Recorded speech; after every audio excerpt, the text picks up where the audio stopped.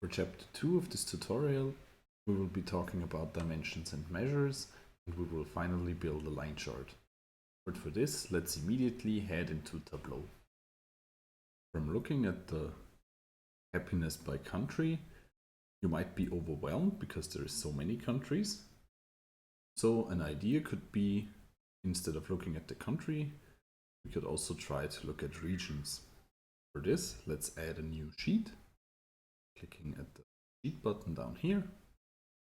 And instead of country, we will be using the map reference this time. And again, the happiness score. You can swap columns and rows easily by clicking this button so that we have the same layout as before. And one thing that we can see immediately is that something seems off with those values. And if we look at that, this is because we're currently looking at the sum, the happiness score. So if we want to change that, we can either click this little arrow or right click. And instead of looking at the measure sum, we might, for instance, want to look at the maximum of a given region. We will be sorting that again. Then we can immediately see the region with the maximum, region with the least amount. There is other different measures that we can also have. So the sum sums up all values that are within a certain region. In this case, average gives you the average or the median of that region. We can also count how many values there are in the region and count distinct how many unique values there would be, which is not useful in this case. We can find the minimum value of a region and the maximum value. We can also choose a percentile, show the standard deviation or the variance. For this, I want to look at the average of a certain region. And then again, we'll sort by the average. If we look at this, we have two parts that are very peculiar. Here's the Arctic region at the top, and at the bottom there is Asia, Europe, which is a speciality of that dataset because this is the kind of how they specify the map reference in that dataset. So if we want to find out what that actually is, we can click on the bar and then use this little button to show the full dataset. So this now just gives you what is shown. This is the summary of what is shown. It shows you the exact score for the average happiness score. But if you click at the full data, you see that this is the country of Ukraine, and it's the only entry in this field that has a map reference of Asia and Europe. Another way to find out which country is in a region would be to just pick the country option and drag it onto tooltip. And now if we mouse over a bar, we can see country in here is Ukraine, or if we go to Arctic region, we can also see that the country is Iceland.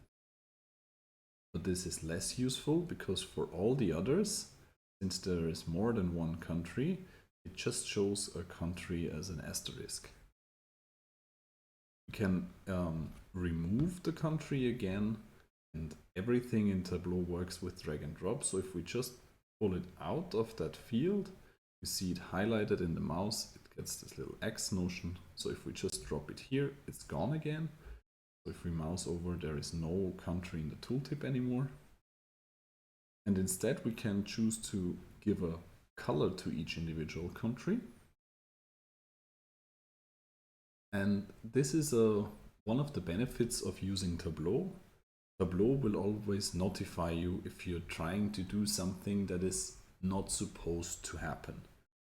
So here it says the field being added may contain 155 members, and the recommended maximum for the color shelf is 20.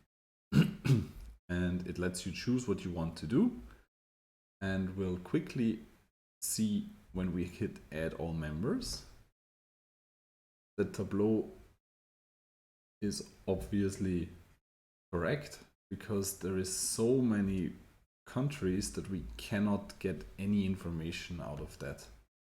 So Tableau has the best practice already inbuilt. So let's drop this out again. We look at these regions, you can see that probably the more richer regions will have a higher happiness score, whereas the regions where there is not as much wealth have a lower happiness score. In order to check this, we will just drop out these two values again and instead look at the GDP per capita and the happiness rank.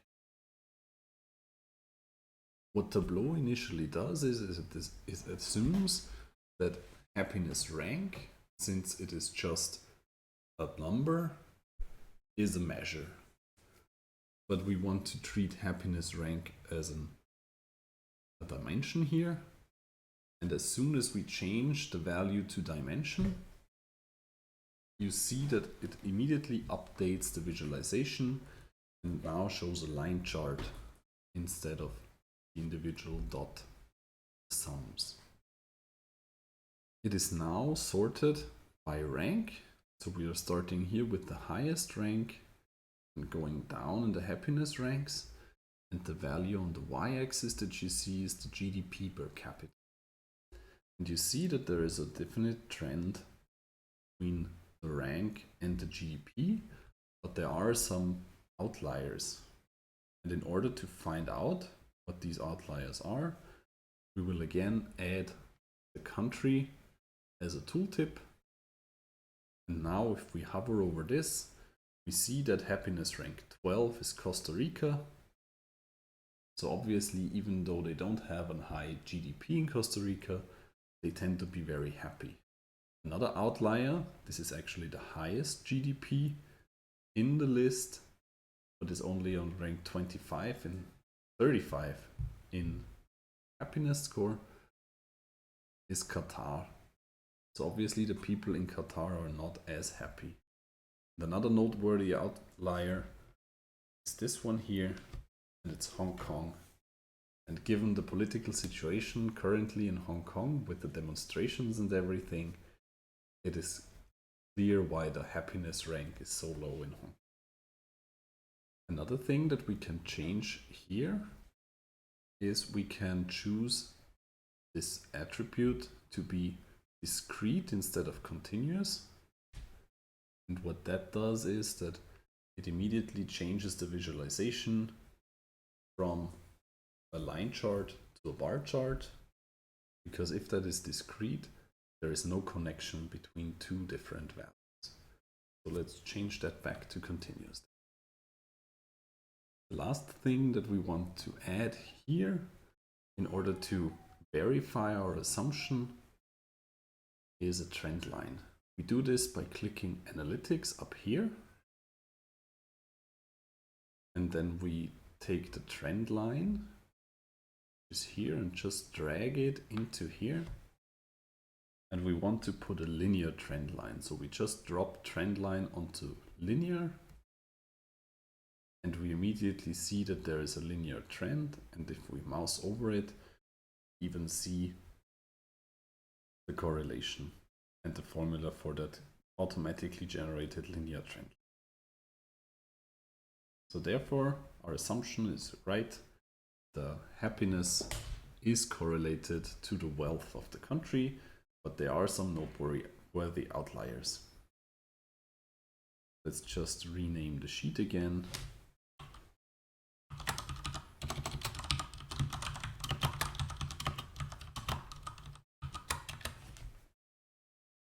And finally, save the workbook.